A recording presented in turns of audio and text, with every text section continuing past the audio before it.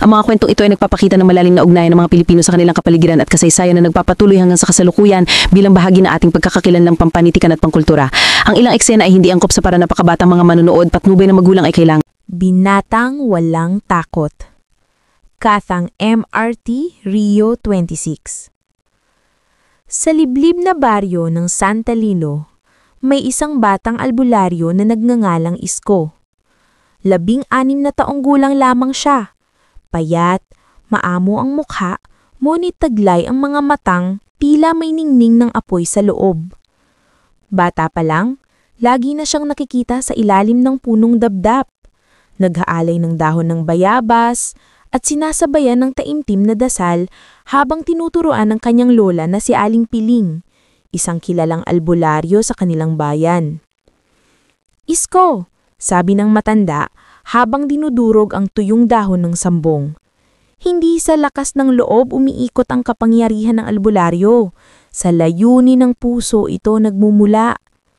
Ngumiti ang bata at marahang tumanggo. Ngunit sa likod ng kanyang inosenteng mga mata ay nananahan ang isang lihim na pangarap, ang makapagtanggol sa kanyang baryo laban sa mga itim na mangkukulam na sinasabing kumikilos tuwing bilog ang buwan. Isang gabi ng bilog na buwan, nakarinig ng sigawan sa kabilang dulo ng baryo.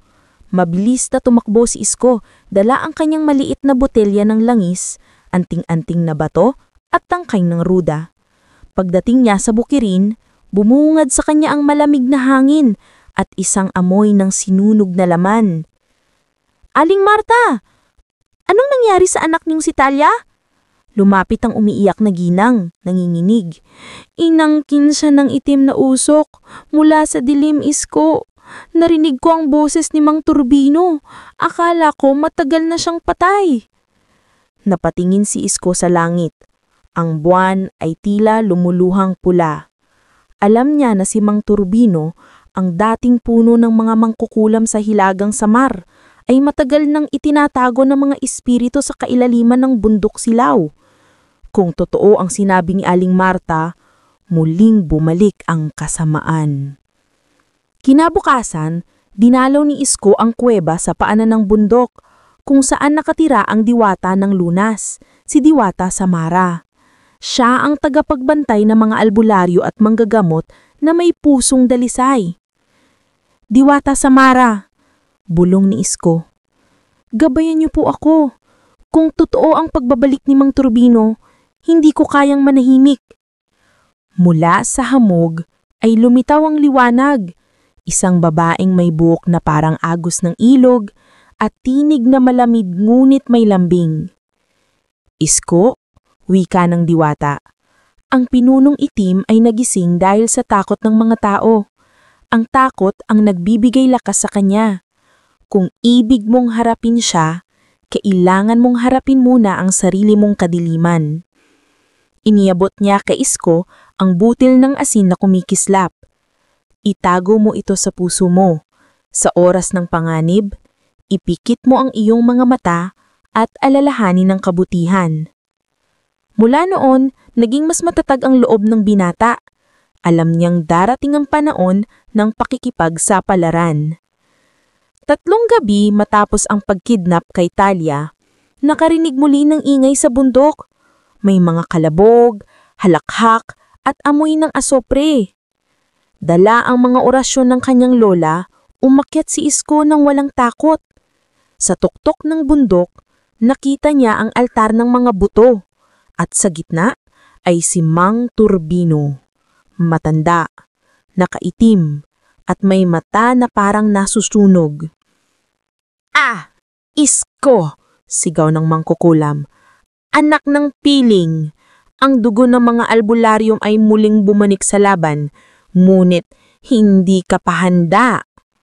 Hindi ko kailangan ng handa, Turbino. Ang mahalaga, handa akong lumaban para sa mga inosente. Mabilis na ibinato ni Turbino ang itim na alikabok, ngunit ginamit ni Isko ang langis ng niyog na may dasal ng San Roque. Bumalot ito sa kanya na parang kalasag ng liwanag. Tumama ang alikabok sa hangin at umapoy. Lalong nagalit si Turbino. Kung liwanag ang sandata mo, tatakpan ko ito ng aniw. Mula sa lupa ay lumitaw ang mga itim na aniw, mga dating kaluluwa ng mangkukulam. Isa-isa silang sumugod kay Isko. Ngunit sa bawat hampas ng binata gamit ang tangkay ng ruda, naglalaho sila na parang usok. Sa ngalan ng kabutihan at ng liwanag ng mga ninuno, bumalik ka sa lupa, Mang Turbino. Ngunit bago niya maitapon ng asin ng diwata, bigwa na lang naglaho ang katawan ng mangkukulam. Taning tawa na lang ang naiwan, malalim at nakakapangilabot. Hindi mo ako ganap na tatalunin, batang albularyo. Hanggat may takot, naroon ako. Makalipas ang ilang daraw, bumalik si Isko sa baryo. Sugatan ngulit buhay. Nailigtas niya si Talia na natagpo ang walang malay sa paanan ng bundok.